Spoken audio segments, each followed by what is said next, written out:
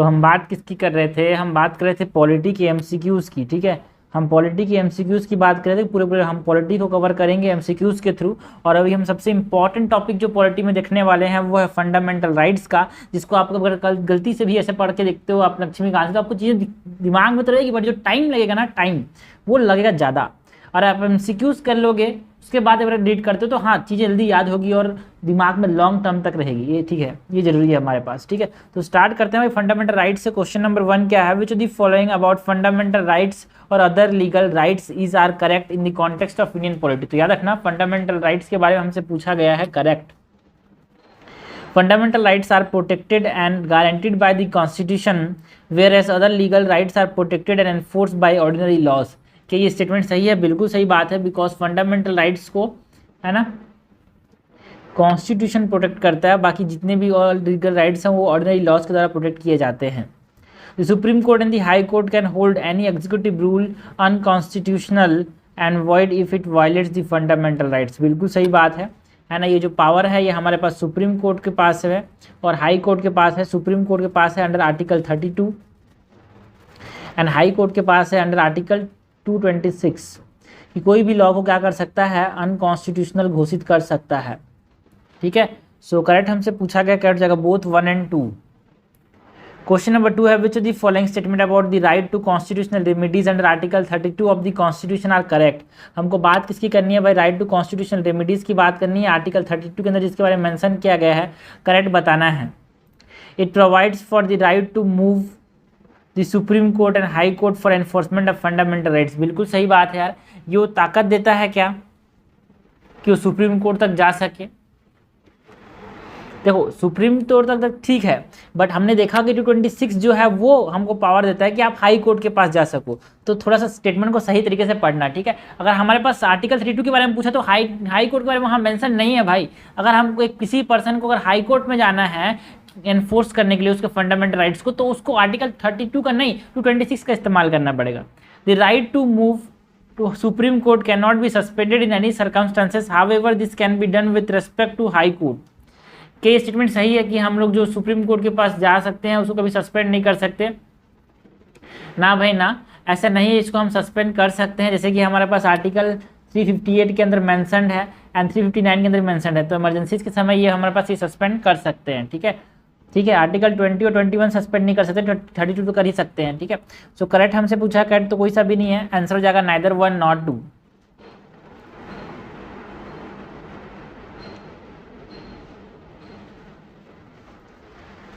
Question number 3 क्या है, which of the following statement with reference to the exception to equality provided in article 14 of the constitution is correct. Article 14 में जो exception to equality बताया गया उसके बारे में हमसे करेक्ट पूछा गया है। द प्रेसिडेंट और governor is not answerable to any court for the exercise and performance of power and duties of his office till 6 months from the date of exercise of such power and duties. क्या ये statement सही है भाई? पहला incorrect है, because it not answerable to any court and exercise performance of power and duties, है ना, ये तो सही है, बट इट इज यहाँ पे कोई टाइम लिमिट नहीं कि इतने महीने तक, है ना, ऐसा कोई भी टाइम लिमिट नहीं है यार।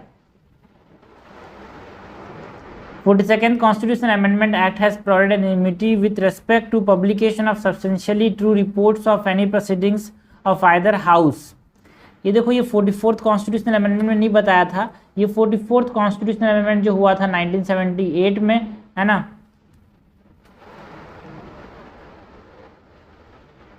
उसने बताया था। This is incorrect. A member of the parliament enjoys immunity in respect of anything said in the parliament. बिल्कुल सही बात है। आर्टिकल 105 का देता है भाई, पावर देता है कि पार्लियामेंट जो है कोई भी चीज़ पार्लियामेंट में बोल रहा है तो उसके खिलाफ उसको इम्यूनिटी मिलती है। ऐसा नहीं बोल सकते कि आप देखो यार गलत बोला है बाहर, ठीक है ना। So no member is liable to any proceedings in the court for anything said और any vote given by him parliament के अंदर। ठीक है, सो दिस इज करेक्ट, हमसे करेक्ट ही तो पूछा गया, कट जाएगा C. The president's enjoy immunity in respect of any act done by him in his personal capacity, but this immunity is not provide to the governor. ना भाई ना, governor को भी मिला है, so this is incorrect. Question number 4 है consider the following statement about article 30 that is right of minorities to establish and administered educational institution. जो article 30 है जो कि बात करता है right of minorities to establish and administered educational institutions की, उसके बारे में हमसे पूछा गया है। Religious and linguistic minorities are provided the right to establish and administered educational institutions of their choice। क्या ये स्टेटमेंट सही है भाई? बिल्कुल सही बात है। The right is available to citizen as well as non citizen। हमने देखा भाई 15, 16, 19, 29 और 30 ये जो है ना, ये राइट सिर्फ और सिर्फ ओनली टू इंडियन सिटीजन, ये सिर्फ और सिर्फ इंडियन सिटीजन को मिले हैं। तो ये आर्टिकल 30 जो है वो नॉन सिटीजन को नहीं मिला है। ठीक है, हिंदी में रखना 15, 16, 19, 29 ये सिर्फ और सिर्फ इंडियंस के लिए है। It provide for the establishment of a national commission for minority educational institution. और national commission for minority educational institution का ये स्टेटमेंट सही है भाई ना? कोई कॉन्स्टिट्यूशन के अंदर ऐसा मेंशन नहीं है। इट इज स्टैट्यूटरी बॉडी, है ना। एंड स्टैट्यूटरी बॉडी का मतलब क्या है? The body that is created by a law. और यहाँ पे हमने एक एक्ट बनाया पार्लियामेंट के अंदर, उसके थ्रू 2004 में क्या किया गया था, माइनॉरिटी एजुकेशनल इंस्टीट्यूशंस को एक हमारे पास national commission for minority education institution बनाया गया था लॉ को बना के। ठीक है, तो एक तरह से ये कॉन्स्टिट्यूशन के अंदर मेंशन नहीं है। तो करेक्ट हमसे पूछा गया है, करेक्ट हो जाएगा 1 ओनली, आंसर हो जाएगा ए। क्वेश्चन नंबर 5 है which of the following statement about article 19 of the constitution is correct. हमको बात किसकी करनी है? आर्टिकल 19 की बात करनी है, हमसे करेक्ट पूछा गया है। It originally contained 7 rights. क्या इसके अंदर 7 राइट्स हैं भाई? बिल्कुल सही बात है ना। पहले इसके अंदर 7 थे, बट बाद में राइट टू एक्वायर प्रॉपर्टी है ना, उसको डिलीट कर दिया गया, तो अभी तो 6 हैं। This is correct. It has been amended by first 44th and 52nd constitutional amendment act. क्या ये सही है भाई? देखो, फर्स्ट से अमेंड किया, 16 से अमेंड किया, 44 से अमेंड किया, 97 से अमेंड किया एंड नॉट 52nd। ठीक है, 92nd से अमेंड करके क्या किया इसमें देखो, फर्स्ट में तो हमने अमेंड किया जो आर्टिकल 19 था, और जब फर्स्ट अमेंडमेंट किया तो हमने क्या किया, जो रीजनेबल रेस्ट्रिक्शन लाया हमने freedom of speech and expression में। ठीक है, 16th अमेंडमेंट में हमने क्या किया है ना, sovereignty of India, sovereignty and integrity of India को बचाने के लिए हम क्या कर सकते हैं, जो राइट्स हैं उनको कंट्रोल कर सकते हैं। 44th कॉन्स्टिट्यूशनल अमेंडमेंट से क्या किया भाई हमने क्या किया, जो article 19 clause 1 sub clause F था है ना, जो कि राइट टू प्रॉपर्टी की बात करता था, उसको हटा दिया through 44th। And 97th constitutional amendment से हमने क्या किया, हमने कोऑपरेटिव सोसाइटीज़ जो थे उनको कॉन्स्टिट्यूशनल स्टेटस दिया। सो दिस इज इनकरेक्ट बिकॉज ये 44th का 52nd बोल रहा है, गलत बात है। It is automatically suspended when a national emergency is declared on the ground of armed rebellion. देखो भाई, आर्म्ड रिबेलियन की बेसिस में अगर हमारे पास एक्सटर्नल इमरजेंसी है तो ये ऑटोमेटिकली सस्पेंड नहीं होगा, बिकॉज आर्टिकल 358 ये बोलता है अगर एक्सटर्नल एग्रेशन है ना, अगर एक्सटर्नल एग्रेशन या फिर वॉर का सिचुएशन है तो हमारे पास आर्टिकल जो 19 है वो ऑटोमेटिकली सस्पेंड हो जाएगा, आर्म्ड रिबेलियन के केस में नहीं होगा। सो दिस इज इनकरेक्ट। हमसे करेक्ट पूछा है, करेक्ट जाएगा A1 ओनली। क्वेश्चन नंबर 6 क्या है भाई, consider the following statement about article 17। Article 17 की बात करनी है। आर्टिकल 17 क्या है, अबॉलिशन ऑफ अनटचेबिलिटी। पार्ट 3 मतलब फंडामेंटल राइट्स के अंदर the constitution defines untouchability as the social disability imposed on certain class of person by reason of their birth in certain caste। क्या कॉन्स्टिट्यूशन डिफाइन करता है untouchability term को? ना भाई ना, कॉन्स्टिट्यूशन के अंदर ये डिफाइन नहीं है। ठीक है, मद्रास हाई कोर्ट ने बताया था इसका मतलब। ठीक है,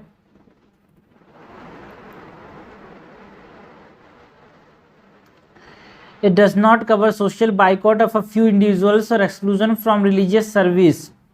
सही बात है, जो सोशल बाइकआउट होता है कुछ लोगों का वो इसके अंदर नहीं आता भाई, है ना, या फिर जो रिलीजियस सर्विस से कुछ लोगों का एक्सक्लूजन है, it is not under the abolition of untouchability. So incorrect हमसे पूछा है, इनकट हो जाएगा 1 ओनली, आंसर हो जाएगा ए। क्वेश्चन नंबर 7 है, consider the following statement about article 19 of the Indian constitution. हमको आर्टिकल 19 की बात करनी है, that is the freedom of बहुत सारी चीज़ें। And the rights are protected only against the state and not against private individuals. क्या स्टेटमेंट सही है भाई? बिल्कुल सही बात है, बिकॉज जो फंडामेंटल राइट्स हैं है ना, ये सिर्फ और सिर्फ स्टेट्स के लिए होते हैं, not private individuals. Reasonable restriction can be put on all the freedoms on the ground of public order, decency और morality, contempt of court, defamation and incitement of an offence. बिल्कुल सही लगेगा, बट यहाँ पे ये इनकरेक्ट है, because यहाँ पे जो रीजनेबल रेस्ट्रिक्शंस हैं, एक्सट्रीम वर्ड है ना, ऑल द फ्रीडम, कि देखो ऑल द फ्रीडम पे रीजनेबल रेस्ट्रिक्शन लग सकते हैं। देखो भाई, freedom of speech and expression पे है कि आप सोवेनिटी और इंटीग्रिटी ऑफ इंडिया को देखते हुए है ना, सिक्योरिटी ऑफ स्टेट को देखते हुए, फ्रेंड रिलेशन को देखते हुए आप कुछ चीज़ को कर सकते हो। ये जो रीजनेबल रेस्ट्रिक्शन है ना, public order, decency, morality, contempt of court, ये किसके ऊपर है? Freedom of speech and expression के ऊपर है, ठीक है, because it is not under all the freedoms, ठीक है। रीजनेबल रेस्ट्रिक्शन खुद उसने बोला है कि फ्रीडम ऑफ स्पीच एक्सप्रेशन पे ये रीजनेबल रेस्ट्रिक्शन है, फ्रीडम ऑफ असेंबली पे ये रेस्ट्रिक्शन है, फ्रीडम ऑफ एसोसिएशन पे ये रेस्ट्रिक्शन है, freedom of movement and free residence पे ये रेस्ट्रिक्शन है, तो not on all the freedoms, ठीक है। So this is incorrect. No objection can be made when the state carries on a trade, business, industry और service either as a monopoly to the exclusion of citizen. क्या statement सही है भाई? बिल्कुल सही बात है। No objection can be made when the state carries on a trade, business, industry और service either as a monopoly to the exclusion of citizen, है ना, बिल्कुल सही बात है। आर्टिकल 19 में क्लॉज जी में बताया गया है, ठीक है, कि कोई भी स्टेट के अंदर अगर वो ट्रेड कर रहा है, बिजनेस कर रहा है या फिर इंडस्ट्री, फिर कोई भी सर्विस कर रहा है ना, उसमें मोनोपोली, तो उस पर ऑब्जेक्शन नहीं कर सकते। करेक्ट हमसे पूछा गया है, करेक्ट हो जाएगा 1 and 3 ओनली, आंसर हो जाएगा बी। ओके, क्वेश्चन नंबर 8 है, with reference to fundamental rights which the following statement is are correct. हमको बात किसकी करनी है भाई? फंडामेंटल राइट्स की बात करनी है। फंडामेंटल राइट्स के लिए करेक्ट हमसे पूछा गया है, fundamental rights promote social economic democracy. देखो भाई, फंडामेंटल राइट्स जो हैं वो पॉलिटिकल डेमोक्रेसी को प्रमोट करते हैं, सोशियो इकोनॉमिक डेमोक्रेसी को डीपीएसपी प्रमोट करते हैं। So this is incorrect. This rights are not absolute but qualified in nature. क्या फंडामेंटल राइट्स एब्सोल्यूट नहीं होते? बिल्कुल सही बात है, बिकॉज इनके अंदर कुछ रीजनेबल रेस्ट्रिक्शंस होते हैं। This act as limitation on the tyranny of the executive. बिल्कुल सही बात है, एग्जीक्यूटिव कुछ भी चाहे वो नहीं कर सकता, बिकॉज लोगों के पास क्या है? फंडामेंटल राइट्स है। तो करेक्ट हमसे पूछा गया, करेक्ट जाएगा C, 2 and 3 only. Question number 9 है, which the following fundamental rights are guaranteed by the Indian constitution under the right to freedom of religion. Freedom of religion के अंदर कौन कौन से फंडामेंटल राइट्स गारंटीड करता है कॉन्स्टिट्यूशन? फ्रीडम ऑफ कॉन्शियंस, बिल्कुल सही बात है। आप किस पे भरोसा रखना चाहते हो, आपके ऊपर है भाई, आप जो चाहो कर सकते हो। ये आर्टिकल 25 के अंदर मैंशनड है, फ्रीडम ऑफ कॉन्शियंस आर्टिकल 25 के अंदर मैंशन है। Right of a section of citizen to conserve their culture. देखो भाई, जो कंजर्व करने की ताकत है, right of the citizen to conserve their culture, ये देखो ये आर्टिकल 29 के अंदर आता है। And it is not the part of right to religion, it is the part of culture and educational right, जो कि 29 and 30 है ना। Right of religious minorities to establish educational institution, देखो भाई ये आर्टिकल नंबर 30 है। तो ये दोनों किसके अंदर आ रहे हैं? ये दोनों हमारे पास कल्चरल एजुकेशनल राइट्स के अंदर आ रहे हैं। सो हमारे पास राइट टू रिलीजन के अंदर क्या क्या चीज़ें आती है भाई? आर्टिकल 25, 26, 27 और 28, ये राइट टू रिलीजन के अंदर आता है, right to freedom of religion के अंदर। तो राइट टू फ्रीडम रिलीजन के अंदर क्या क्या आता है? Freedom of conscience, freedom to manage religious affair, freedom from taxation, ठीक है, conscience, manage the religious affair, taxation and attending the religious instruction. ये जो चीज़ें हैं ना, वो फ्रीडम ऑफ रिलीजन के अंदर आती हैं। करेक्ट हमसे पूछा गया, कट जाएगा A1 ओनली। क्वेश्चन नंबर 10 है, with reference to article 32 of the Indian constitution. Article 32 के बारे में बताना है। तो दी फॉलोइंग इज इनकरेक्ट। हमसे क्या पूछा गया है? इनकरेक्ट पूछा गया है। The supreme court has stated that article 32 is the basic feature of the constitution. क्या सुप्रीम कोर्ट ने बोला है आर्टिकल 32 जो है वो क्या है? बेसिक फीचर है। बिल्कुल सही बात है यार। Ambedkar has term it is the heart and soul of the constitution, बिल्कुल सही बात है। आर्टिकल 32 जो है, जो कि राइट टू कॉन्स्टिट्यूशनल रेमेडीज़ की बात करता है, वो heart and soul of the constitution बोला है अंबेडकर जी ने। It guaranteed the right to move the supreme court and the high court for the enforcement of fundamental rights.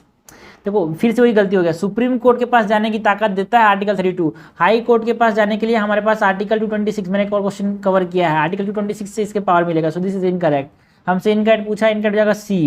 As far as enforcement of fundamental rights is concern, the jurisdiction of the supreme court is original but not exclusive, बिल्कुल सही बात है।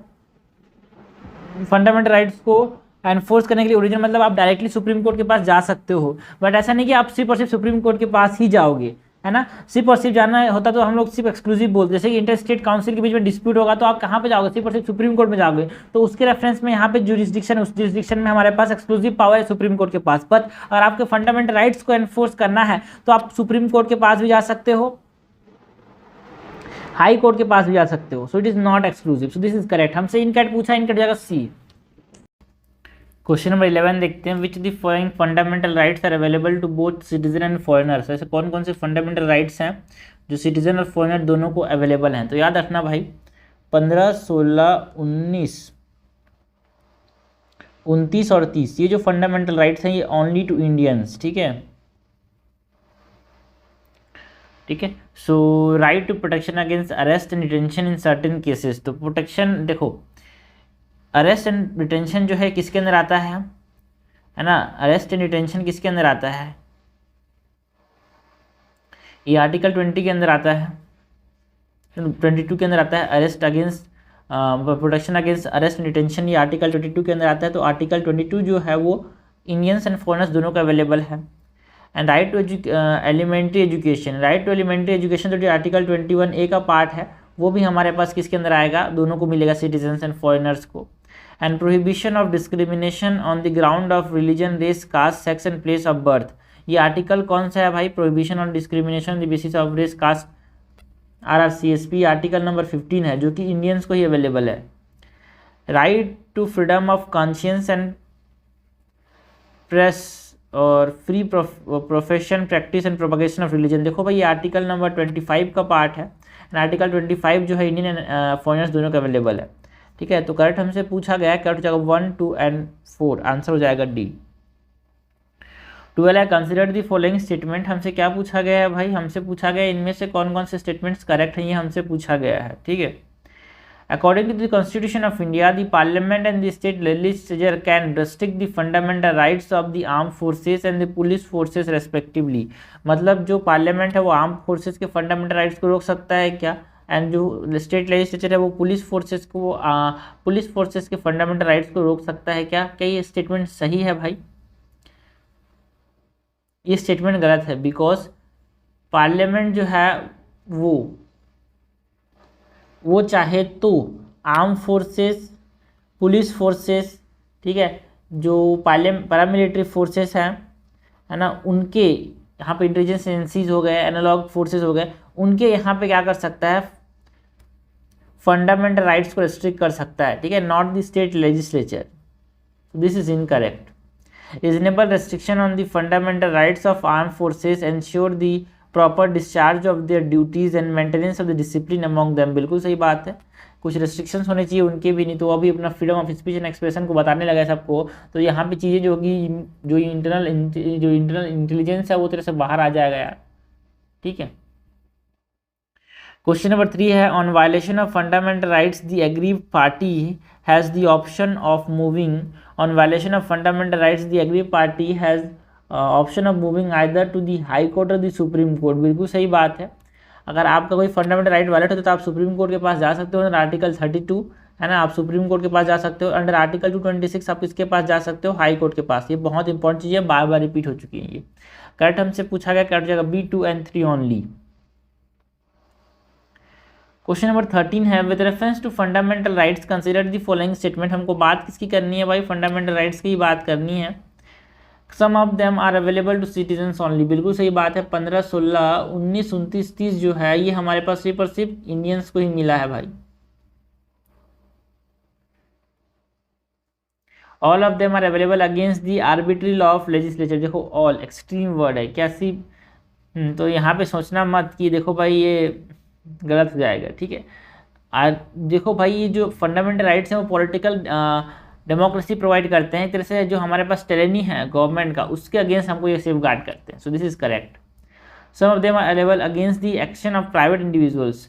बिल्कुल सही बात है, कुछ चीज़ें प्राइवेट इंडिविजुअल्स के अगेंस्ट भी हैं, जैसे कि हमारे पास आर्टिकल नंबर 17 है कि आपको अनटचेबिलिटी कोई परफॉर्म नहीं कर सकता। आर्टिकल नंबर 23 की अगर आप, है ना, that is prohibition of trafficking in human beings and force labour, इसकी बात करता है। ये हमारे पास प्राइवेट इंडिविजुअल्स के लिए भी अवेलेबल है। और क्या है भाई, आर्टिकल 15 क्लॉज 2 जो कि क्या बोलता है, इट प्रोहिबिट करता है डिस्क्रिमिनेशन, कि अगर कोई आदमी एक्सेस करना चाहता है किसी भी पब्लिक रेस्टोरेंट्स को, होटल को, शॉप को, तो आप उसको रेस्ट्रिक्ट नहीं कर सकते अगर वो पे कर रहा है तो, ठीक है। तो लिखा है some of them are available against the action of private individuals also, बिल्कुल सही बात है। All of them are sacrosanct in nature. देखो भाई सैक्रोसेंट का मतलब क्या होता है, परमानेंट। क्या हर चीज़ यहाँ पे परमानेंट है? हाँ ना भाई, पार्लियामेंट कैन रिपील और कटेल them only on constitutional amendment, ठीक है। सो ये हमारे पास परमानेंट नहीं है यार। करेक्ट हमसे पूछा गया, कट जाएगा A 1 2 and 3 only. Question number 14 है the state legislature has the power to carry out which of the following function. तो जो स्टेट लेजिस्लेचर है वो क्या क्या कर सकता है, ये हमसे पूछा गया है। Making laws for prescribing punishment for practice of untouchability, making laws for prescribing punishment for practice of untouchability. Okay, तो क्वेश्चन क्या था, legislature, state legislature has the power to carry out which of the following function, making laws for prescribing punishment for the practice of untouchability. क्या untouchability के खिलाफ कोई भी नियम में बना सकता है? हाँ, नहीं बना सकता भाई, क्योंकि आर्टिकल 35 के अंदर क्या मेंशन है समझना। आर्टिकल 35 के अंदर मेंशन है कि जो पावर है फंडामेंटल राइट्स के अगेंस्ट कुछ भी बनाने का, वो उसी पर सिर्फ किसके पास है, पार्लियामेंट के पास है।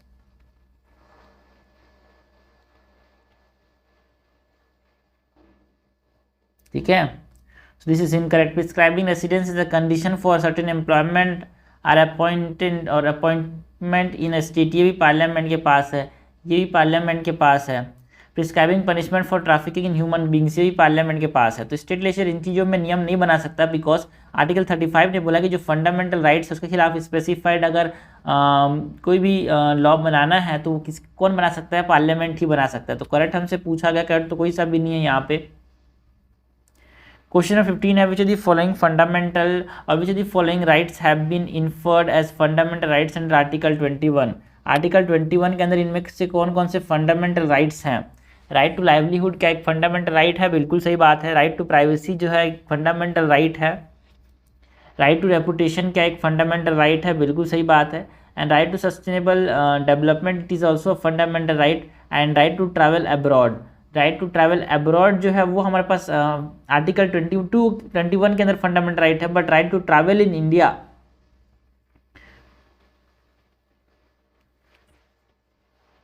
है ना, इंडिया में कहीं भी जाना, वो किसके अंदर है, आर्टिकल 19 के अंदर है, याद रखना। करेक्ट हमसे पूछा तो करेक्ट तो सब है यहाँ पे। क्वेश्चन नंबर 16 है which of the following provisions of the constitution have a bearing on animal rights. ठीक है, इनमें से कौन कौन से प्रोविजंस हैं कॉन्स्टिट्यूशन में जिसमें एनिमल राइट्स के ऊपर बियरिंग है भाई। क्या फंडामेंटल राइट्स जो है वो एनिमल राइट्स को भी देखते हैं एक प्रकार से, बिल्कुल सही बात है यार, है ना, बिकॉज हमारे पास आर्टिकल 21 के अंदर जो राइट टू लाइफ है ना उसमें एनिमल लाइफ के खिलाफ भी है ना। फंडामेंटल ड्यूटीज़ है कि हमारे पास 51A में जो जी का क्लॉज है वो बोलता है कि हमको क्या करना है, प्रोटेक्ट करना है नेचुरल इन्वायरमेंट को, जिसमें फॉरेस्ट आते हैं, रिवर्स आते हैं, वाइल्ड लाइफ आता है ना।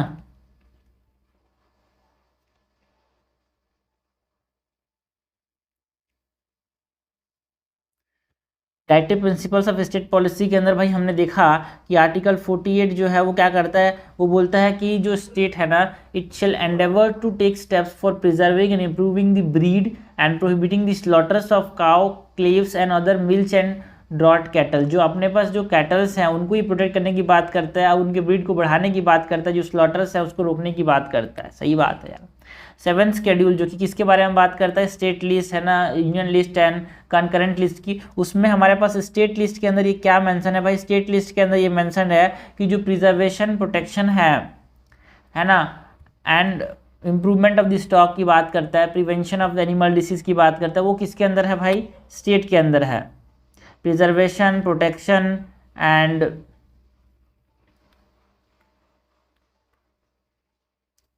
Prevention of animal disease.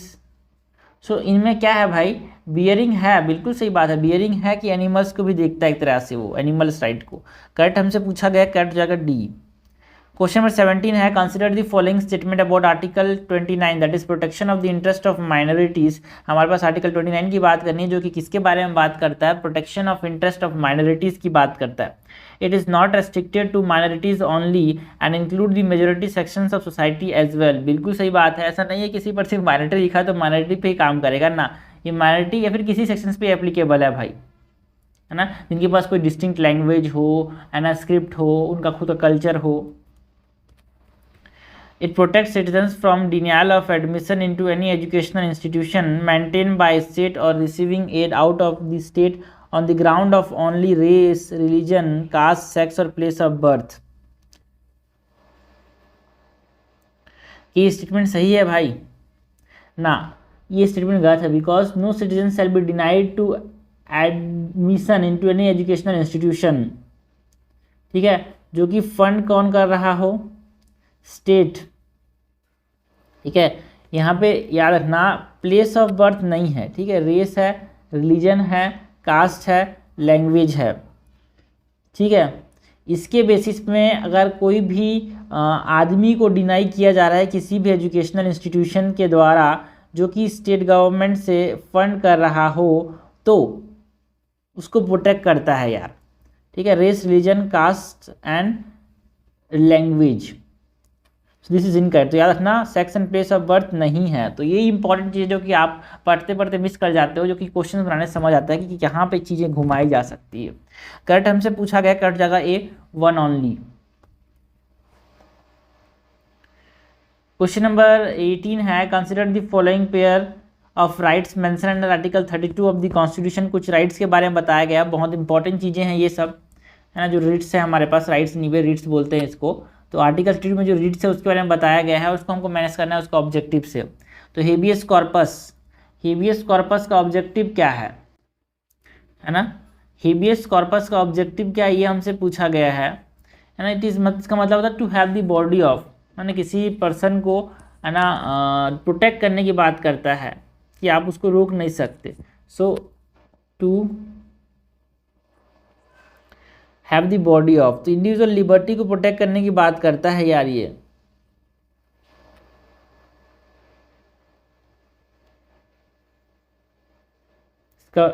इसका ऑब्जेक्टिव है टू प्रोटेक्ट इंडिविजुअल लिबर्टी, ठीक है। So first is incorrect. Mandamus, mandamus में डी आ रहा है, कमांड में भी डी आ रहा है। तो मैंडेमस का मतलब क्या होता है, कमांड होता है। मैंडेमस के अंदर क्या होता है, it is issued received by, it is the rate issued by the court, जहाँ पे क्या होता है जो पब्लिक ऑफिशियल्स है ना उनको बुलाया जाता है कि आप ये परफॉर्म नहीं कर रहे हो, आप ये फंक्शन को परफॉर्म नहीं कर रहे हो, तो आप इसको परफॉर्म करो, ठीक है। सर्शोरियो, प्रोटेक्शन ऑफ इंडिविजुअल लिबर्टी। देखो सर्शोरियो में क्या होता है, हायर कोर्ट बोलती है लोअर कोर्ट को, हायर कोर्ट बोलती है लोअर कोर्ट को, ठीक है। इसमें सी आ रहा है ना, तो यहाँ पे कोर्ट की बातें होगी, दोनों हायर कोर्ट लोअर कोर्ट की बातें होगी यहाँ पे, ठीक है। प्रोटेक्शन ऑफ इंडिविजुअल लिबर्टी की बात नहीं होगी। It squares the order of lower court, higher court कुछ चीज़ बोल रही है ना, लोअर कोर्ट के ऑर्डर को ये सुपरवाइज कर जाएगा, ऊपर हो जाएगा हायर कोर्ट का order. And quo warranto, inquire legality of claim of person to a public office. बिल्कुल सही बात है, by what authority, quo warranto का मतलब क्या होता है, by what authority. Inquire into the legality of claim, जो लीगलिटी ऑफ क्लेम है of a person to public office. बिल्कुल सही बात है, कोई भी क्लेम कर रहा है कोई पब्लिक ऑफिस में तो उसके खिलाफ यहाँ पे ये इंक्वायर करता है, ठीक है। तो हेबियस कॉर्पस हो गया, मैंडेबस में कमांड हो गया, सेसोरियम में high court, lower court higher court ज्ञात हो गई, एंड को वारंट में बाय व्हाट अथॉरिटी, ठीक है, व्हाट अथॉरिटी, डब्ल्यू में वारंटो आ रहा है, व्हाट अथॉरिटी डब्ल्यू आ रहा है। तो इस छोटी चीज़ों से इसको याद रखना होता है, ठीक है। तो करेक्टली मैच हमसे पूछा, करेक्टली मैच हो जाएगा D 2 and 4 only.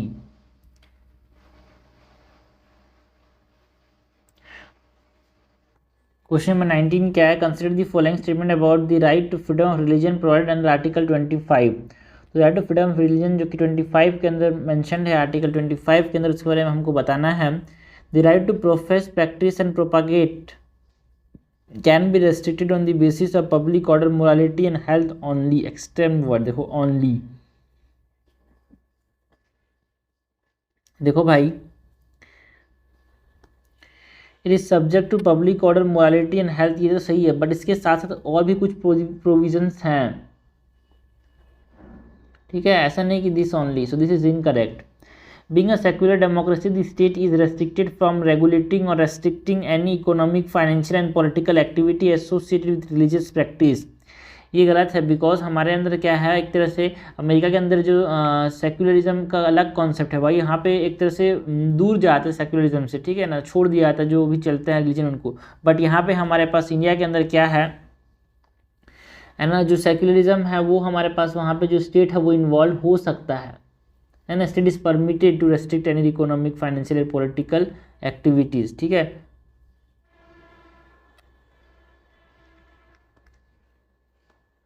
This is incorrect. In the context of article 25 the Hindu include Sikhs, Jains, Buddhist only.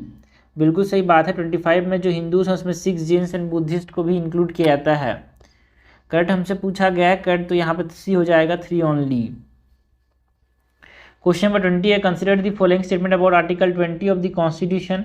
Article 20 की बात करनी है भाई। It protect a person from being compelled to be witness against himself. बिल्कुल सही बात है ना, खुद के खिलाफ गवाही देने से ये एक तरह से कंपेल वो करता है, प्रोटेक्ट करता है उसको। It protect a person from, क्योंकि खुद के हिसाब से बोले मैं गुनहगार हूँ, तो उसको गुनाह नहीं समझा जाएगा भाई, ठीक है, जो तो सबूत ना हो। It protect a person from prosecution and punishment for the same offence more than once. बिल्कुल सही बात है।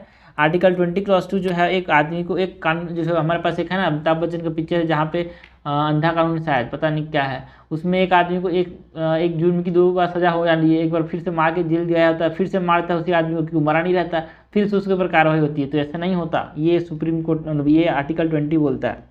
It provide a person who has been arrested right to consult and be defended by a legal practitioner. बिल्कुल सही बात है, लेकिन ये आर्टिकल 20 के अंदर नहीं है भाई। कोई भी पर्सन जो कि अरेस्ट हो गया है उसको डिफेंड करने की जो ताकत मिलती है वो आर्टिकल 22 से मिलती है, not and article 20। So this is incorrect, हमसे इनकरेक्ट पूछा गया है, इनकरेक्ट हो जाएगा 3।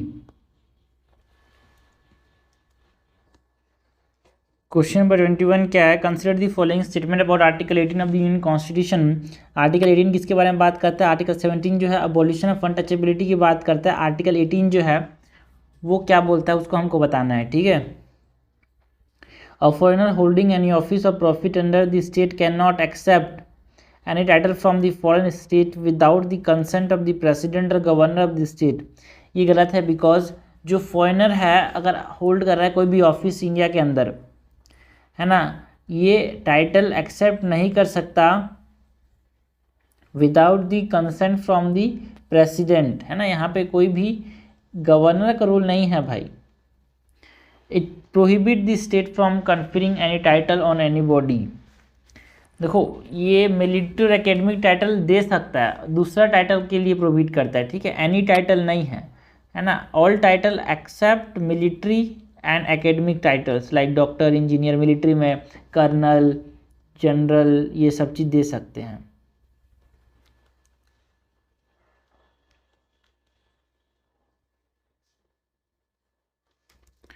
करेक्ट हमसे पूछा गया है, करेक्ट तो यहाँ पे कोई सा भी नहीं है, आंसर हो जाएगा 21 का डी। 22 है, consider the following statement about article 13 of the Indian constitution.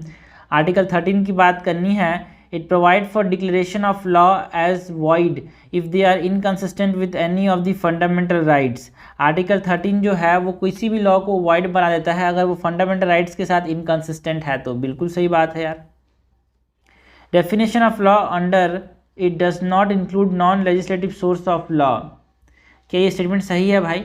देखो इसके अंदर हमारे पास नॉन लेजिस्लेटिव सोर्सेज भी आते हैं, जैसे कि कोई भी कस्टम जो कि लॉ बन गया हो, जो कि नॉन लेजिस्लेटिव सोर्स है, तो वो भी हमारे पास लॉ के अंदर आता है। लॉ के अंदर डेफिनेशन में क्या बोला गया है?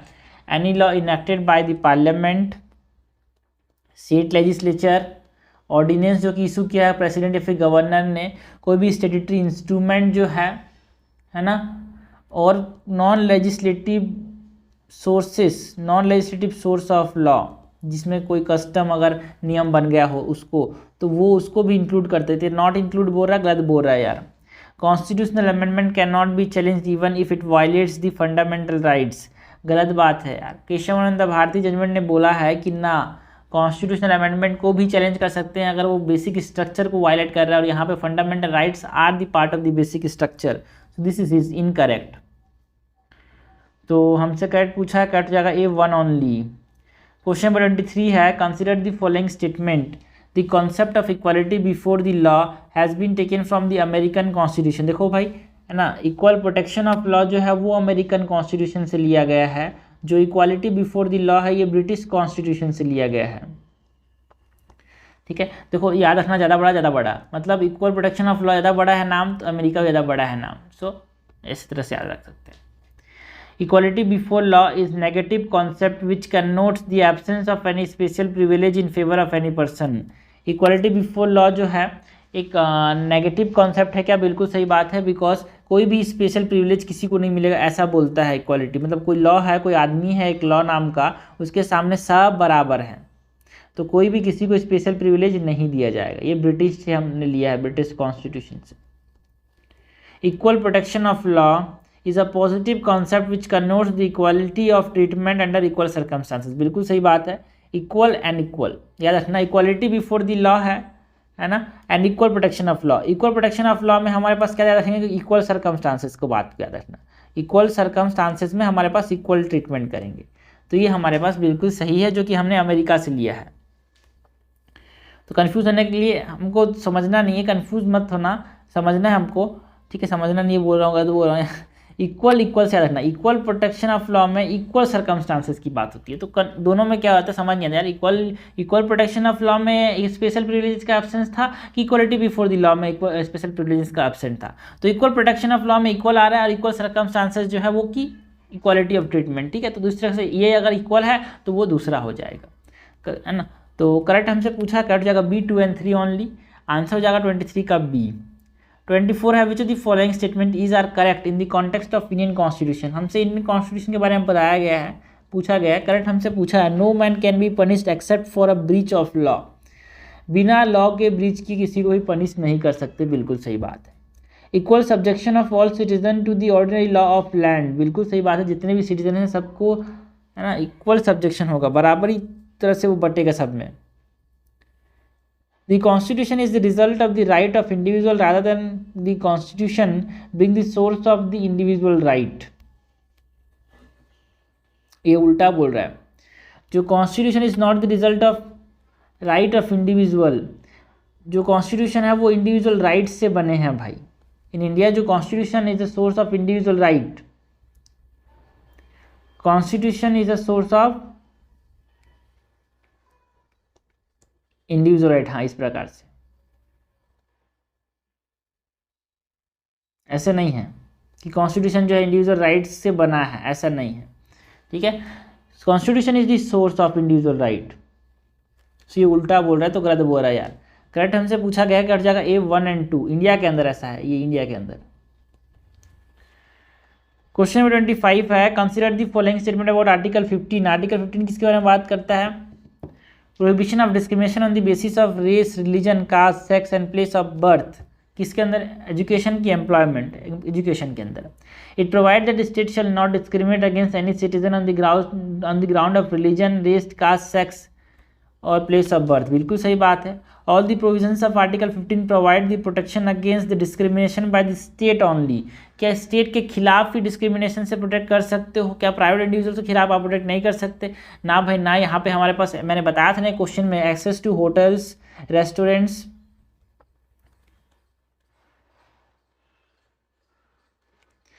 जो पब्लिक वेल्थ है उसके खिलाफ अगर कोई प्राइवेट इंडिविजुअल आपको रोक रहा है तो आप उसके खिलाफ भी यहाँ पे कार्रवाई कर सकते हो। ये हमारे पास आर्टिकल 15 बोलता है यार।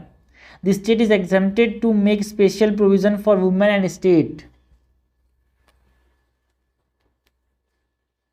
बिल्कुल सही बात है, जो डिस्क्रिमिनेशन कर सकता है ना, वुमेन एंड चिल्ड्रन के लिए स्पेशल प्रोविजन बनाने के लिए। तो इसमें नॉन डिस्क्रिमिनेशन का जो कॉन्सेप्ट था उसके ऊपर एक्सेम्पशन है इसमें। करेक्ट हमसे पूछा गया है, करेक्ट हो जाएगा यहाँ पे 1 और 3 ओनली। आंसर हो जाएगा 25 का।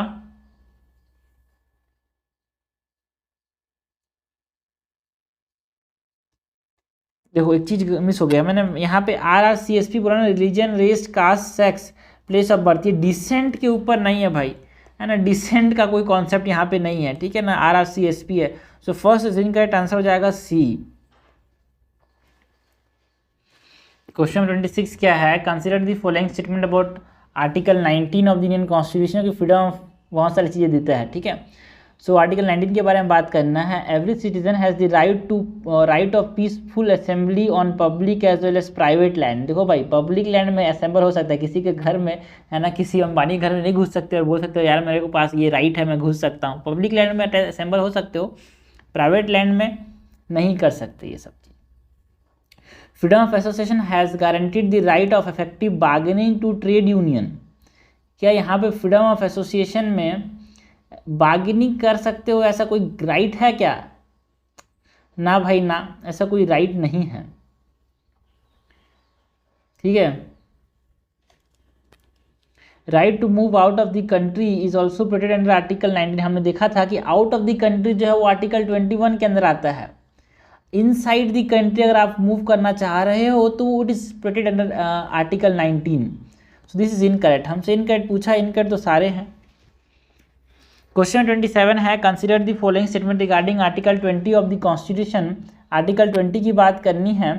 Article 20 of the constitution grants protection against arbitrary punishment only to the citizens of India. देखो 15, 16, 19, 29 और 30 ये सिर्फ और सिर्फ ओनली टू इंडियंस हैं यार, ठीक है। तो 20 तो है इंडियन और फॉरेन दोनों के लिए है, not only to citizen. So this is incorrect. Protection against imposing retrospective penalties is only for criminal laws and not for civil laws. बिल्कुल सही बात है। आज आप एक नियम को बना के, जैसे कि निर्भया के केस में था, वो आदमी 17 साल का था तो उसके लिए कोई नियम नहीं था। तो आप सपोज करें इसने कोई क्राइम किया और इस दिन कोई नियम बना के इस समय लगा के इसको पनिशमेंट दे दें, ऐसा नहीं है भाई। ये क्रिमिनल लॉज के लिए एप्लीकेबल नहीं है, ठीक है। सिविल लॉज के लिए एप्लीकेबल है क्या ये? बिल्कुल सही बात है। इसको बोलते हैं नो पोस्ट फैक्टो लॉ।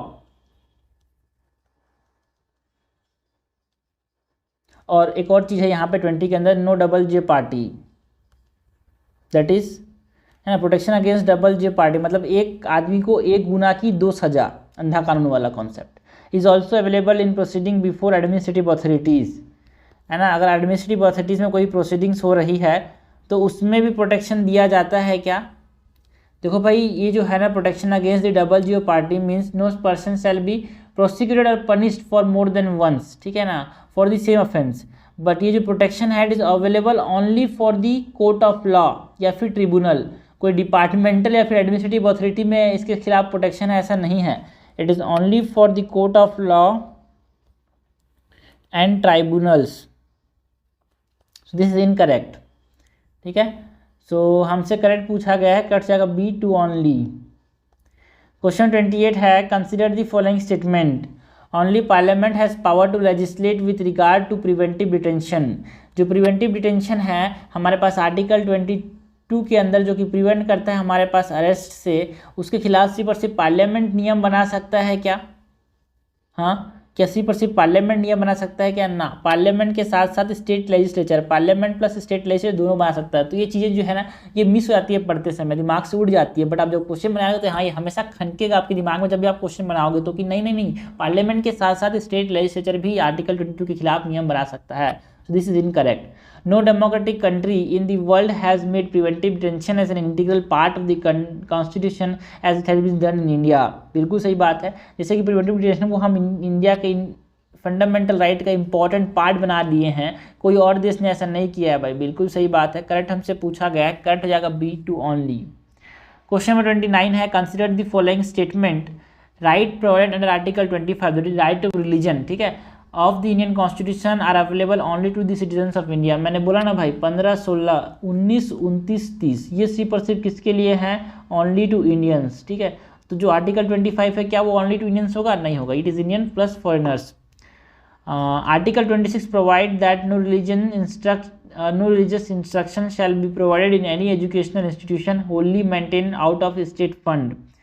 देखो आर्टिकल 26 बोलता है कि हर रिलीजियस डोमिनेशन को, है ना, ये राइट है कि वो स्टेबलाइज कर पाए एंड मेंटेन कर पाए institution.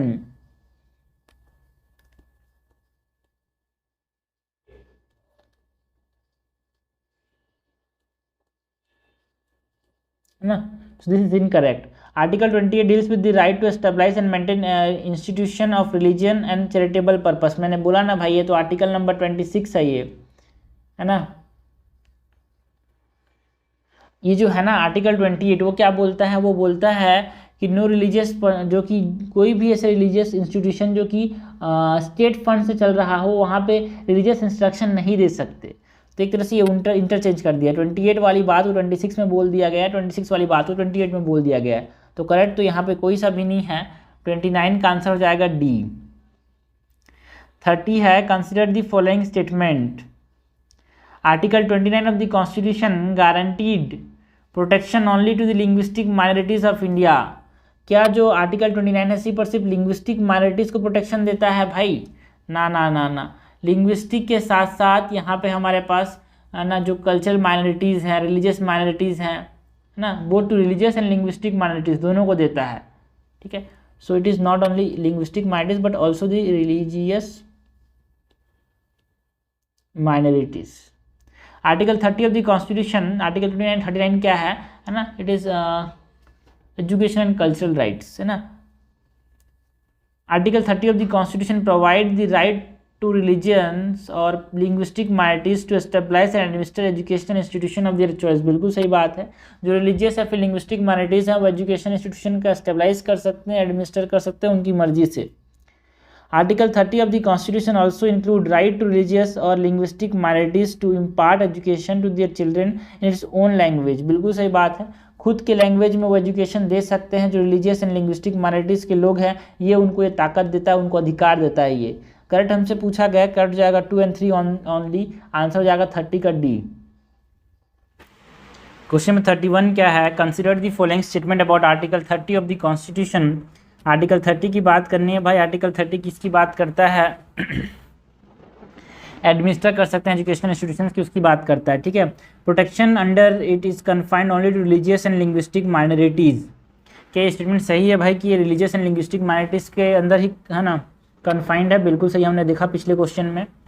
It provide that while granting aid state shall not discriminate against any educational institution manage by the minorities. बिल्कुल सही बात है, ये बोलता है कि कोई भी अगर इंस्टीट्यूशन एड अगर ले रहा है तो वहाँ पे डिस्क्रिमिनेट नहीं कर सकता। बिल्कुल सही बात है। The term minority used in this article has been defined clearly. याद रखना कॉन्स्टिट्यूशन के अंदर कुछ भी मेनली क्लियरली डिफाइंड नहीं है यार, सो दिस इज इनकरेक्ट। करेक्ट हमसे पूछा गया, कट जाएगा ए 1 और 2 only.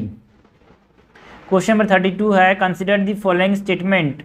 Power of the supreme court under article 32 of the constitution is original but not wide. Original मतलब आप डायरेक्टली सुप्रीम कोर्ट के पास जा सकते हो, बट नॉट वाइड बोल रहा है। वाइड मतलब ये देखो भाई, ओरिजिनल तो है कि आप डायरेक्टली सुप्रीम कोर्ट के पास जा सकते हो, ठीक है, और वाइड है, नॉट वाइड बोल रहा है। वाइड क्यों है? बिकॉज जितने भी रिट्स हैं ऑल ट्रैक रिट्स ही इशू कर सकता है, ठीक है। So it is not wide बोल रहा है, गलत है, it is wide in nature. Article 32 can not invoke simply to determine the constitutionality of an executive order unless it is directly infringes upon any fundamental right। बिल्कुल सही बात है, जब तक वो किसी फंडामेंटल राइट को डायरेक्टली इन्फ्रिंज नहीं करा तब तक हम इसको इन्वोक नहीं कर सकते। The High Court may refuse to exercise its jurisdiction provided under Article 26 of the Constitution। बिल्कुल सही बात है यार, जो सुप्रीम कोर्ट है इट कैन नॉट रिफ्यूज, है ना, जो रिट है ना 32 के अंदर, supreme court can not refuse, but high court it can refuse, so this is incorrect, high court में रिफ्यूज, बिल्कुल सही बात है, हाई कोर्ट में रिफ्यूज, तो करेक्ट हमसे पूछा गया है, करेक्ट हो जाएगा B 2 and 3 only. Question number 33 है, consider the following statement, article 33 provide for the restriction of fundamental rights while martial law is in force in any area within the territory of India. क्या ये statement सही है भाई? गलत है, because article 33 क्या है, ये एम्पावर करता है पार्लियामेंट टू रेस्ट्रिक्ट और एब्रोगेट फंडामेंटल राइट्स, है ना, किसका? आर्म फोर्सेस का, पैरामिलिट्री सर्विसेज का, पुलिस का, इंटेलिजेंस एजेंसीज का, ठीक है, जिससे हम क्या कर पाएँ, प्रॉपर डिस्चार्ज कर पाएँ। ये मार्शल लॉ के साथ रिलेटेड नहीं है। आर्टिकल 34 जो है वो मार्शल लॉ के साथ रिलेटेड है, ठीक है।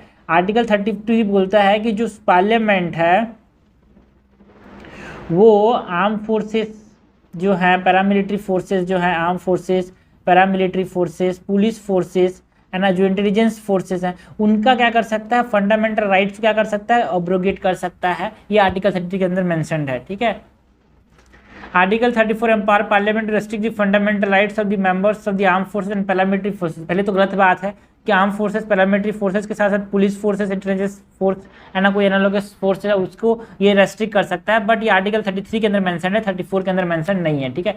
तो हमारे पास 34 के अंदर मेंशन क्या है कि जो ये प्रोटेक्शन प्रोवाइड करता है फंडामेंटल राइट्स को जब मार्शल लॉ इम्पोज है किसी भी टेरिटरी के अंदर, है ना, और जो पार्लियामेंट है वो किसी भी गवर्नमेंट सर्वेंट को बोल सकता है कि वो मेंटेन करें या फिर रिस्टोर करें मार्शल लॉ को, ठीक है। सो याद रखना भाई, 33 डील्स विद फंडामेंटल राइट्स का abrogation for arm forces, paramilitary forces, है ना, फंडामेंटल राइट्स का abrogation, and article 34 deals with the fundamental rights का क्या इफेक्ट होगा जहां पे मार्शल लॉ लगा हुआ है वहां पे। करेक्ट तो कोई सा भी नहीं है भाई, आंसर हो जाएगा D.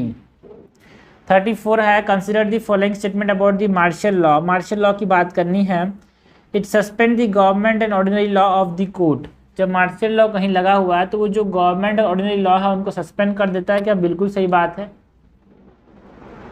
There are specified and detailed provision in the constitution that authorize executive to declare a martial law। ना भाई ना, ऐसे इतना सारा एलाबोरेट और डिटेल प्रोविजन कहीं भी नहीं है कॉन्स्टिट्यूशन, मेनली किसी पार्ट में नहीं है। तो इस प्रकार से जितने भी स्टेटमेंट आएंगे अगर आपको क्वेश्चन में तो उसको गलत कर देना, not just in this question, किसी भी तरह के क्वेश्चन में। Imposition of it affect both fundamental rights and central state relation. ना भाई ना, जो मार्शल लॉ है it only affects the fundamental rights और सेंट्रल स्टेट रिलेशन पे कोई भी इफेक्ट नहीं होता, ठीक है। तो दो चीज़ें में डिफरेंस बहुत इंपॉर्टेंट है, मार्शल लॉ और नेशनल इमरजेंसी, ठीक है। यहाँ पे मेनली ये चीज़ें में कंफ्यूज होते हैं लोग, ठीक है। मार्शल लॉ में सिर्फ और सिर्फ फंडामेंटल राइट्स अफेक्ट होगा, सेंट्रल स्टेट रिलेशन जो होगा नॉट अफेक्टेड, ऐसे लिखता हूँ, fundamental rights central state relation, ठीक है। तो फंडामेंटल राइट्स क्या मार्शल लॉ में अफेक्टेड होंगे? अफेक्टेड, यस, ऐसे लिखता हूं, अफेक्टेड। क्या नेशनल इमरजेंसी में फंडामेंटल राइट्स अफेक्टेड होंगे? यस।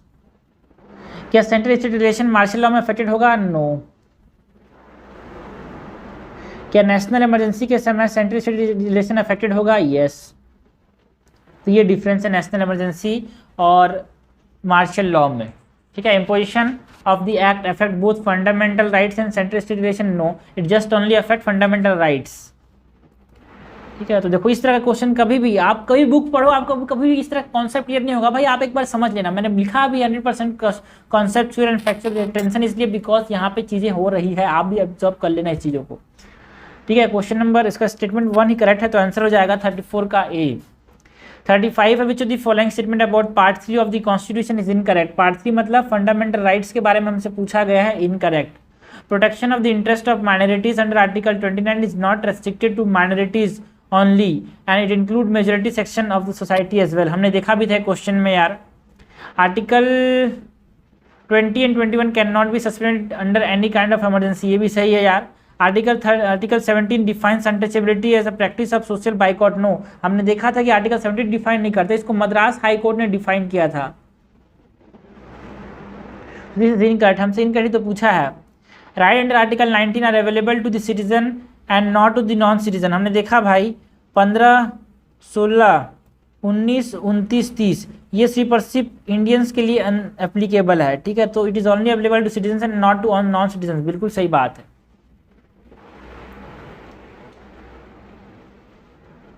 क्वेश्चन में 36 क्या है, consider the following statement about article 21। Article 21 के बारे में बात करनी है। द कॉन्स्टिट्यूशन एम्पावर और constitution provide that a person can not be deprived of his life, है ना, of his life and liberty except in accordance with due process of law. क्या ये स्टेटमेंट सही है भाई? ये देखो, ये जो ड्यू प्रोसेस ऑफ लॉ है ना, ये गलत है, बिकॉज यहाँ पे लिखा हुआ है प्रोसीजर एस्टेब्लाइज्ड बाय लॉ, ठीक है। हम लोग किसी पर्सन की लाइफ एंड लिबर्टी को डिप्राइव नहीं कर सकते, ठीक है, except according to the procedure established by law, ठीक है। तो मैं कॉन्स्टिट्यूशन के अंदर क्या लिखा था, प्रोसीजर एस्टेब्लाइज्ड बाय लॉ। ये जो ड्यू प्रोसेस ऑफ लॉ है वो तो मेनका गांधी केस में आया था यार, मेनका गांधी केस ऑफ 1978 में आया था। तो जो ओरिजिनल कॉन्स्टिट्यूशन है ना, उसके अंदर क्या मीन्स है, except procedure established by law.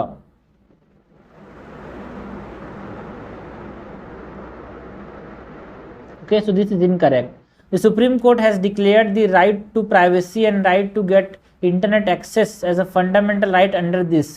देखो भाई, आर्टिकल 21 के अंदर ठीक है राइट टू प्राइवेसी तो है, but right to access internet जो है ना, ये हमारे पास किसके अंदर है, आर्टिकल 19 के अंदर है भाई, ठीक है। So this is incorrect. It is only the article in the constitution that has received the widest possible interpretation. बिल्कुल सही बात है, आर्टिकल 21 का सबसे ज़्यादा वाइडेस्ट इंटरप्रिटेशन है यार, है ना। करेक्ट हमसे पूछा गया है, करेक्ट हो जाएगा 3 ओनली, दैट इज आंसर हो जाएगा D.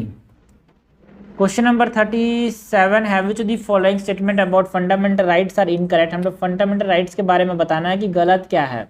Both parliament and state legislature can make laws with regard to preventive detention. मैंने बताया है कि देखो भाई, जो प्रिवेंटिव डिटेंशन है, क्वेश्चन में हमने सॉल्व भी किया है, जो प्रिवेंटिव डिटेंशन है उसके खिलाफ हमारे पास सिर्फ और सिर्फ पार्लियामेंट ना, दोनों बना सकते हैं नियम, ठीक है। The enforcement of the right to protection in respect of conviction cannot be suspended even after proclamation of emergency, है ना। That is protection in respect of conviction, जो कि किसके अंदर है भाई, protection with respect to conviction, ये किसके अंदर है हमारे पास, फंडामेंटल राइट जो है वो 20 या 21 को हम सस्पेंड नहीं कर सकते, है ना। तो ये हमारे पास प्रोटेक्शन ऑफ कन्विक्शन जो है, right to protection of conviction को सस्पेंड नहीं कर सकते। इमरजेंसी के समय हमको पता होना चाहिए कि 20 और 21 जो है ना, ये सस्पेंड नहीं होता, है ना। और 44th कॉन्स्टिट्यूशनल अमेंडमेंट जो कि कब हुआ था, 1978 में हुआ था।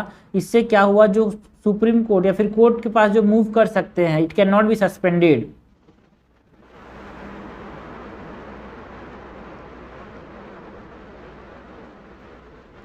ताकत है कि कोई भी आदमी कोर्ट में मूव कर सकता है, जा सकता है, it can not be suspended.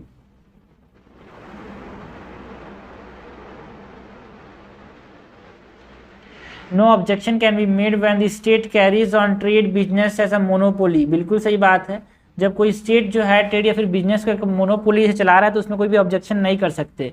तो तीनों के तीनों सही है भाई। इनकरेक्ट हमसे पूछा, इनकरेक्ट कोई सा भी नहीं है। क्वेश्चन में 38 है, which of the following fundamental rights are available against both state and individual action. State और इंडिविजुअल एक्शन के खिलाफ, मतलब स्टेट और प्राइवेट इंडिविजुअल के खिलाफ कौन कौन से अवेलेबल हैं। 17 तो है article abolition of untouchability, and 15 clause 2 भी है, मतलब आप किसी भी होटल रेस्टोरेंट में एंटर कर सकते हो, कोई आपको रोक नहीं सकता, on the basis of religion, race, caste, sex and place of birth, ठीक है, हमने देखा भी था।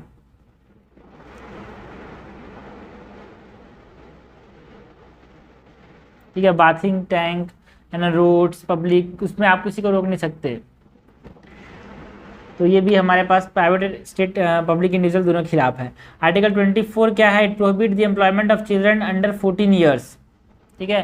तो यहाँ पे ऐसा है कि भाई आप प्राइवेट इंडिविजुअल हो कि आप स्टेट गवर्नमेंट का कोई भी इंडिविजुअल हो, दोनों भी आप किसी भी आदमी को, किसी भी बच्चे को लेस देन 14 ईयर एम्प्लॉयड नहीं कर सकते, ठीक है। It prohibit the employment less than 14 year. तो ये तीनों के तीनों जो है वो स्टेट एंड प्राइवेट इंडिविजुअल्स के खिलाफ अवेलेबल हैं। करेक्ट हमसे पूछा, कट जाएगा डी 1 2 3। क्वेश्चन नंबर 39 है, which of the following are the exceptions to the fundamental right of right to equality under article 14। जो आर्टिकल 14 के अंदर राइट टू इक्वालिटी है उसके अंदर हमसे पूछा गया है कि एग्जेम्पशंस कौन कौन से हैं। Diplomatic immunity to UN and its agencies, बिल्कुल सही बात है।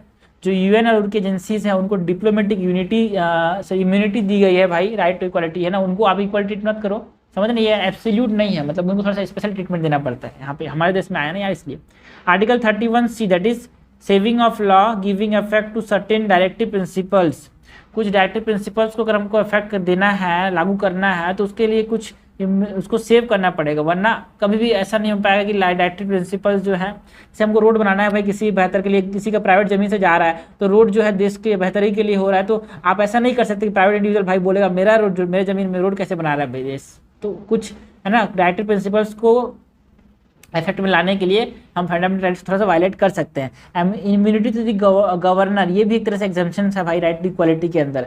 करेक्ट हमसे पूछा गया, कट जाएगा D 1 2 and 3। Now question number 40 है, no religious institution shall be provided in educational no religious instruction shall be provided in educational institution wholly maintained out of the state fund in part of is a part of which of the fundamental rights. देखो भाई किस fundamental right में लिखा गया है कि अगर कोई भी एजुकेशनल इंस्टीट्यूशन जो है जिसको स्टेट गवर्नमेंट फंड कर रही है ना, तो वहाँ पे हम क्या नहीं कर सकते, रिलीजियस इंस्ट्रक्शन नहीं प्रोवाइड कर सकते। ये कहाँ पे है ना, ये कहाँ पे है भाई, ये कल्चरल एंड एजुकेशनल राइट के अंदर है, right to freedom of religion के अंदर नहीं है, याद रखना। लोग गलती कर देंगे भाई, ठीक है, लोग गलती नहीं करेंगे, मैंने गलती कर दिया। सो ये हमारे पास किसके अंदर है भाई, ये आर्टिकल कौन सा के अंदर है कि भाई यहाँ पे रिलीजियस इंस्टीट्यूशन नहीं दे सकते जो कि फंड कर रहा है। आर्टिकल 28 के अंदर है क्या,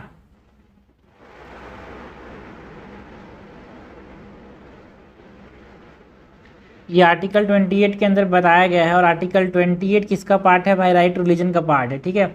आर्टिकल हमने देखा कहाँ से कहाँ तक, आर्टिकल जो है ना 25 से लेके 28 तक, आर्टिकल नंबर 25 से लेके 28 तक क्या है, 25 से लेके 28 तक हमारे पास क्या है, रिलीजियस इंस्टीट्यूशन मतलब राइट टू रिलीजन का पार्ट है, ठीक है। सो आंसर हो जाएगा A. Article 41, article question number 41 है, article 20 of the Indian constitution grants protection against self incrimination, however this protection does not extend to. Self incrimination समझते हो, खुद के खिलाफ गवाही देना है ना, उसको बचाता है आर्टिकल 20, ठीक है। लेकिन ये कहाँ पे एप्लीकेबल नहीं होता, ये हमसे पूछा गया है ना। It does not extend to oral evidence, ना भाई ओरल एविडेंस के लिए है कि आप खुद के खिलाफ मैंने गुनाह किया ऐसा कबूल करो तो उसको एक तरह से एविडेंस नहीं माना जाएगा। Compulsory production of material object,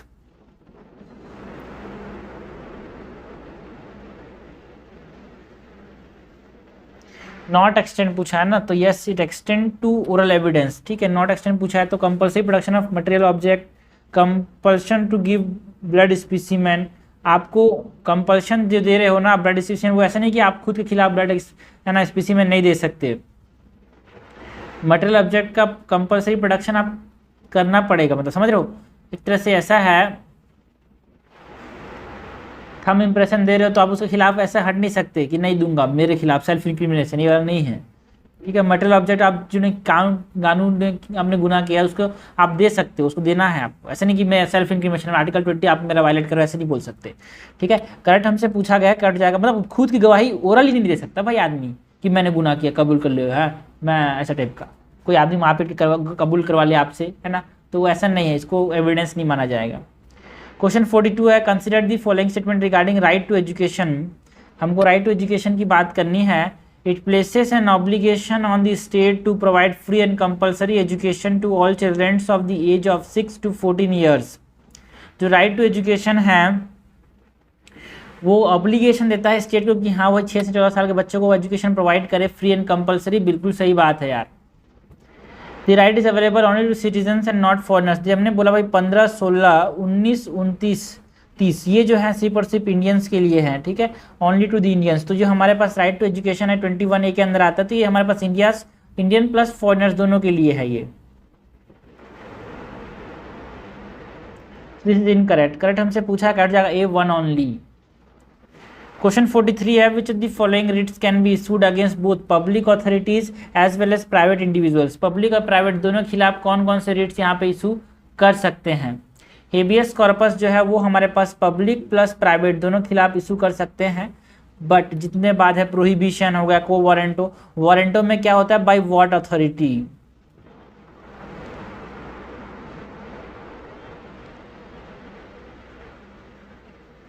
है ना। हेबियस कॉर्पस में इंडिविजुअल लिबर्टी की बात होती है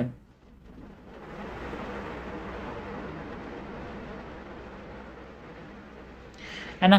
प्रोहिबिशन के बारे में क्या होता है, जो हमारे पास हायर कोर्ट है ना, लोअर कोर्ट को देता है, हायर कोर्ट जो है लोअर कोर्ट को देता है, ठीक है, कि जुडिशियल और जो क्वासी जुडिशियल अथॉरिटीज को देता है, जिससे उनके ऊपर उसका जो रिस्ट्रिक्शन जो है वो सुपर पास कर जाता है।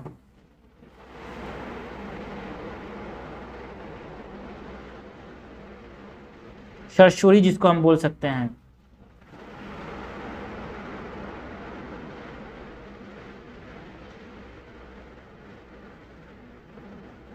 और इसी वजह से पब्लिक इंडिविजुअल्स के लिए ना, मतलब जो judicial and quasi judicial bodies हैं जो कि पब्लिक इंस्टीट्यूशन का पार्ट है, वो सब मतलब देखो प्रोहिबिशन जो है और सर्चुरी जो है, सर्चुरी जो है वो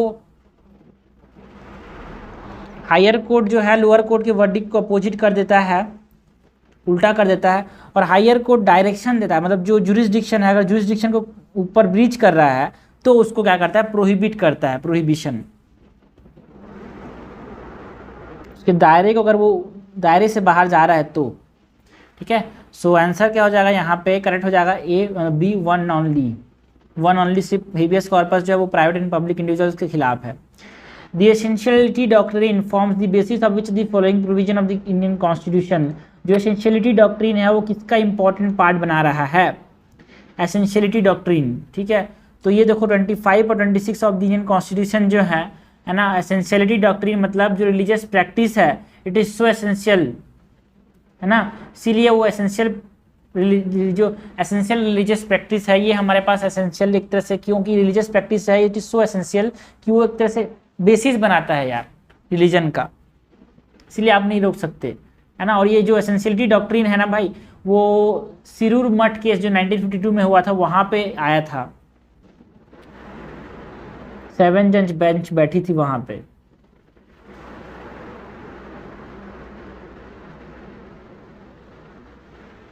ओके, क्वेश्चन 45 है, which the following statement is correct with respect to the fundamental rights under part 3 of the Indian constitution. जो फंडामेंटल राइट्स हैं भाई पार्ट 3 के अंदर, उसके बारे में हमसे करेक्ट पूछा गया है। The fundamental rights are meant for promoting the ideals of social and economic democracy. भाई सोशल एंड इकोनॉमिक डेमोक्रेसी को कौन प्रमोट करता है, DPSP, directive principles of state policy. तो जो फंडामेंटल राइट्स है वो क्या करते हैं, पॉलिटिकल डेमोक्रेसी को प्रमोट करते हैं। So it is incorrect. They are sacrosanct, sacrosanct मतलब परमानेंट। क्या ये सारी चीज़ें परमानेंट या फिर पवित्र हैं भाई, ऐसा नहीं है यार, है ना। कुछ चीज़ें हैं जैसे कि रीजनेबल रेस्ट्रिक्शंस के अंदर हमारे पास मतलब परमानेंट मतलब हमेशा ऐसे ही रहेगा क्या ना, इसको हम अमेंड कर सकते हैं, बट जब तक वो मतलब बेसिक स्ट्रक्चर को वायलेट ना करे तब तक। और ये सैक्रोसेंट नहीं है, ऐसा कब बोला, किसने बोला भाई, दे आर नॉट सैक्रोसेंट। कब, कौन से जजमेंट में बोला गया था नॉट सैक्रोसेंट, है ना। इसको बोला गया था केशवानंद भारती जजमेंट में।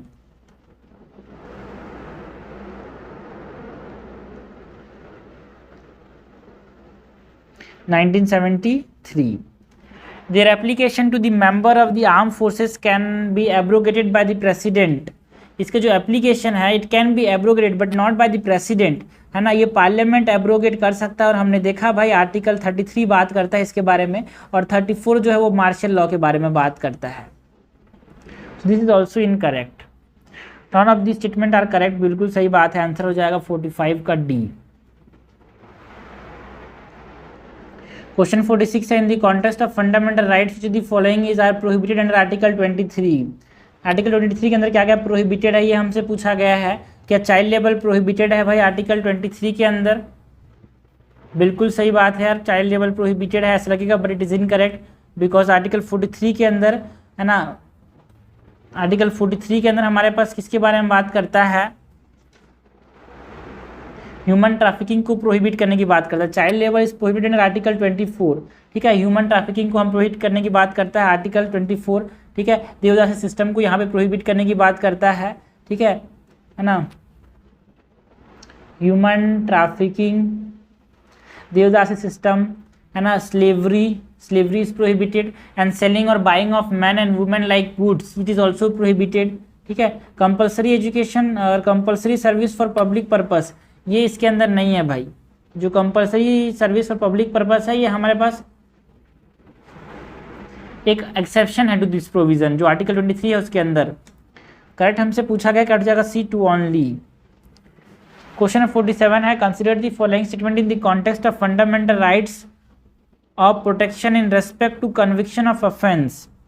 हमसे बात की जा रही है fundamental right of protection in respect of conviction of offence. कोई भी कन्विक्शन ऑफ ऑफेंस हो रहा है उसके रेफरेंस में आपके पास कौन कौन से फंडामेंटल राइट्स दिए गए हैं।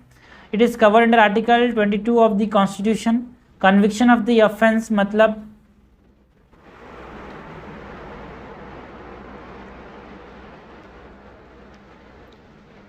आपने कोई अपराध कर दिया उसके खिलाफ, ठीक है। आर्टिकल 22 तो प्रिवेंटिव डिटेंशन के बारे में बात करता है। कन्विक्शन ऑफ ऑफेंस के बारे में आर्टिकल 20 बात करता है भाई, ठीक है। So it is incorrect. Ex post facto law can impose on law, है ना। टैक्स लॉ बिल्कुल सही बात है। एक्सपोस्ट फैक्टो हमने जो किया था, जैसे कि जो इसके खिलाफ जो वोडाफोन का जो केस चला था बहुत ज़्यादा, और ना सिविल केसेस के खिलाफ भी कर सकते हैं, not criminal cases. Ex post facto law मतलब आज कोई नियम बना के कल किसी ने कानून अपराध किया तो उसके खिलाफ कार्रवाई कर सकते हैं। Protection against double jeopardy is available only proceedings before a court of law और जुडिशियल ट्रिब्यूनल्स, बिल्कुल सही बात है ना। जो डबल जियोपार्टी है एडमिनिस्ट्रेटिव मैटर्स में डिपार्टमेंटल अथॉरिटीज के खिलाफ नहीं है, सिर्फ कोर्ट प्रोसीडिंग्स एंड ट्राइब्यूनल्स के खिलाफ है। करेक्ट हमसे इनकरेक्ट हमसे पूछा है भाई, इनकरेक्ट क्या है भाई, 1 ओनली, आंसर हो जाएगा ए।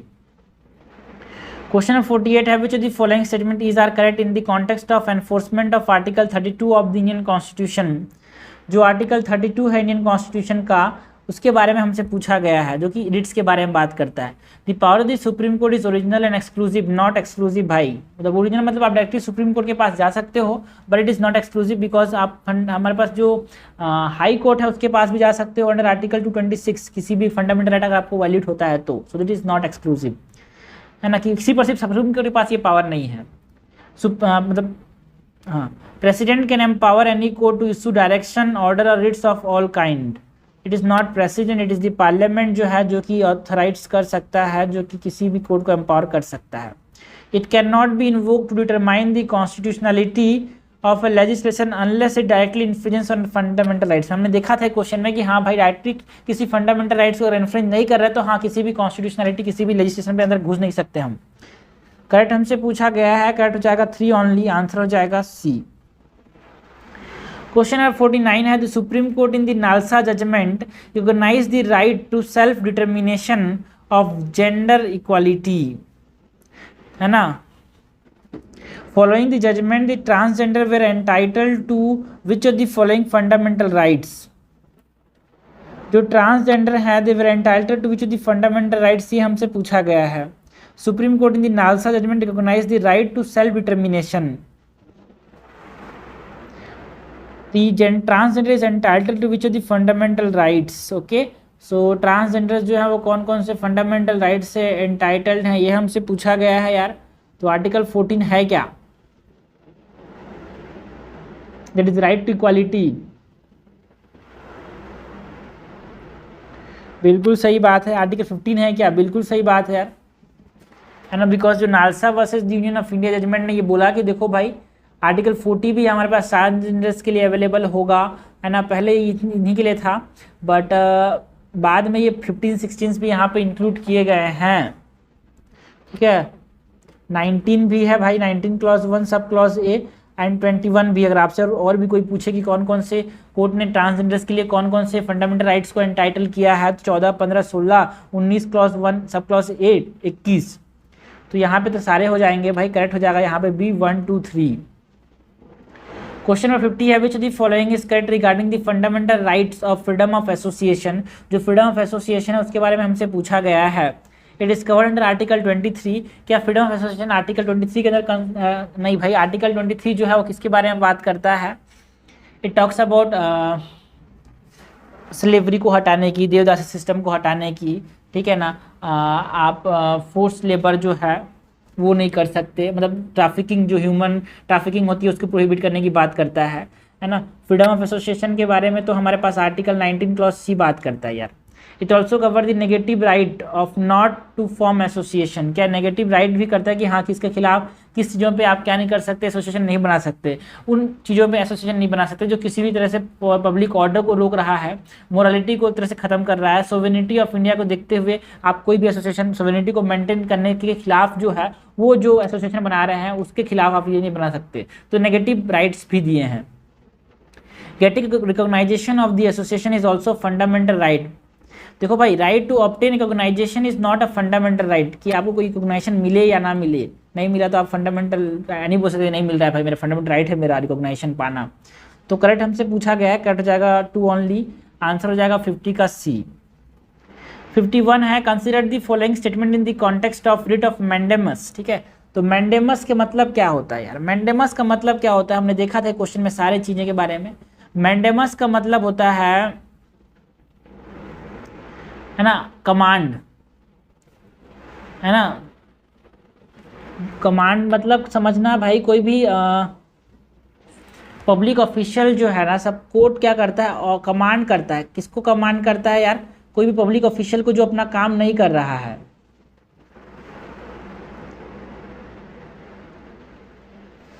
ठीक है, so it can not be issued against president of India and the state governor. क्या president of India state governor के खिलाफ इसको नहीं इशू कर सकते? बिल्कुल सही बात है।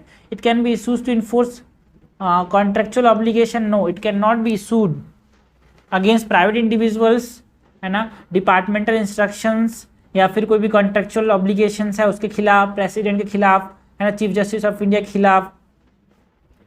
It can be issued to any kind of authority of public nature in respect of any type of function that is administrative function, legislative function, quasi judicial function। बिल्कुल सही बात है। अगर आप पब्लिक नेचर के कोई भी अथॉरिटी को ये इशू किया जा सकता है क्या? बिल्कुल किया जा सकता है। कट हमसे पूछा गया, कट जाएगा 1 और 3, आंसर हो जाएगा B.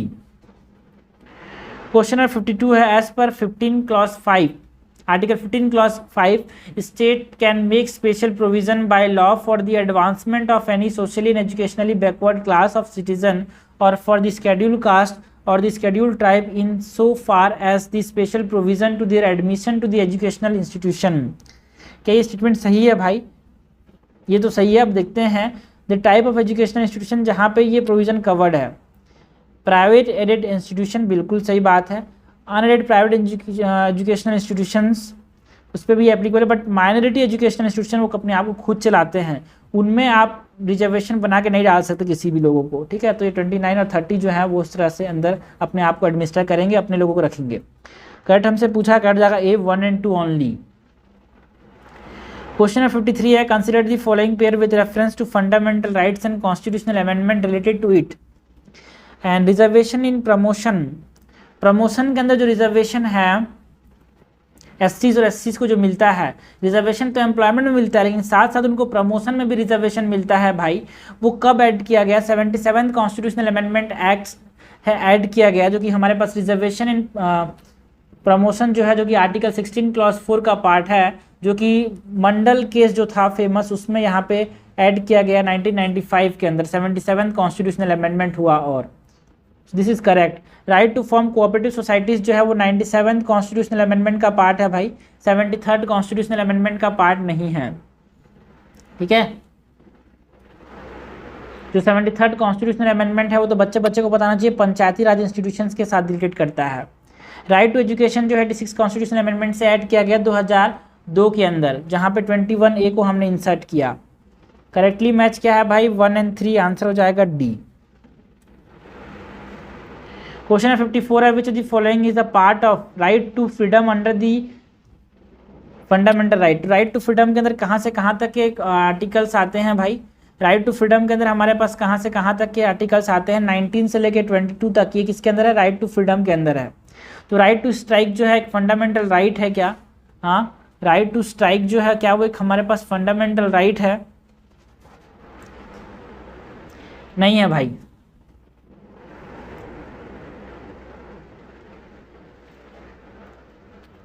Right against bonded labour, बिल्कुल सही बात है। 21 जो है आपको ये ताकत देता है कि आप बॉन्डेड लेबर के खिलाफ, है ना, right to travel abroad, right to against bonded labour. तो राइट अगेंस्ट बॉन्डेड लेबर जो है वो आर्टिकल 21 के अंदर आता है, आपको 23 के अंदर या फिर 24 के अंदर मत देख लेना भाई। बॉन्डेड लेबर 23 मत समझना, बिकॉज 23 में देवदासी सिस्टम के खिलाफ है, स्लेवरी के खिलाफ है, बट 21 इज बॉन्डेड लेबर। तो इस चीज़ को गलती मत करना। राइट अगेंस्ट एलिमेंट्री एजुकेशन, बिल्कुल सही बात है। 21 ए जो कि राइट टू फ्रीडम के अंदर पार्ट है, फ्रीडम के अंदर हमारे पास 21 आता ही है भाई, ठीक है। सो यहाँ पे 2 और 3 हो जाएंगे, करेक्ट आंसर हो जाएगा हमारे पास सी। क्वेश्चन 55 है, consider the following statement with respect to fundamental rights of Indian constitution.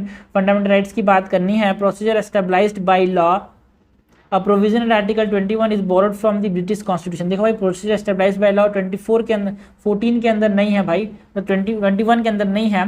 Procedure established by law 14 के अंदर है, और इसको हमने ब्रिटिश नहीं अमेरिकन कॉन्स्टिट्यूशन से लिया है, सॉरी जापानीज कॉन्स्टिट्यूशन से। Procedure established by law is from Japanese constitution. और ये आर्टिकल 14 के अंदर तो क्या है, equality before the law and equal protection of law, वो हमारे पास 14 के अंदर है। बट यहाँ पे प्रोसीजर एस्टेब्लाइज्ड बाय जो लॉ है वो 21 के अंदर तो है ही, है ना, एक्सेप्ट उसको पर्सनल लिबर्टी किसी को हम नहीं कर सकते, क्या नहीं कर सकते, डिप्राइव नहीं कर सकते, except procedure established by law. ऐसे लिखा हुआ है कि no person shall be deprived of his life और personal liberty except according to the procedure established by law, जो कि हमने जापानीज कॉन्स्टिट्यूशन से लिया है। एंड ये इंडियन एंड फॉरेनर्स दोनों के लिए है। Right to marry a person of one choice is an integral part of article 21, बिल्कुल सही बात है। जो हादिया केस था उसमें बोला गया कि भाई right to marry a person of one choice वो किसका पार्ट है भाई, हमारे पास आर्टिकल 21 का इंटीग्रल पार्ट है। करेक्ट हमसे पूछा गया, करेक्ट हो जाएगा बी।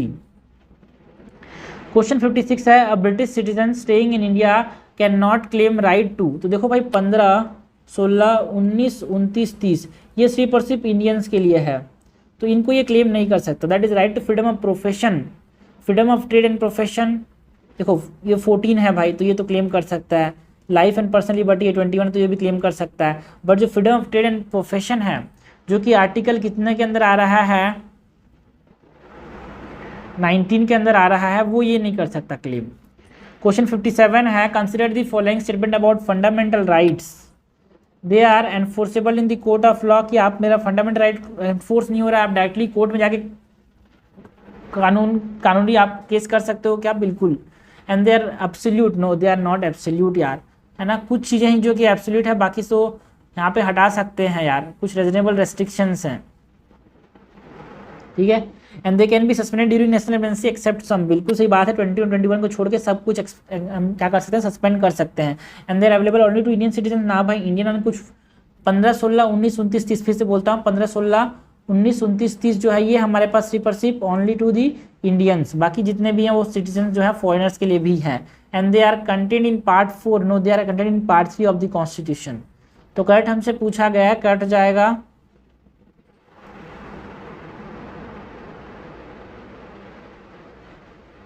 One and 3 D.